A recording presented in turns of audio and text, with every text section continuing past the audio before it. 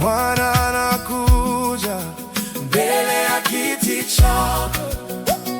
Moyo wangu nauweka kwako, wewe ni mwema. Neema haina mwisho, jina lako naliheshimu. Uhimidiwe, Bwana Mungu, uinuliwe juu milele. Uhimidiwe, Baba yetu, utukuzwe juu milele. Ulinisitiri wakati wa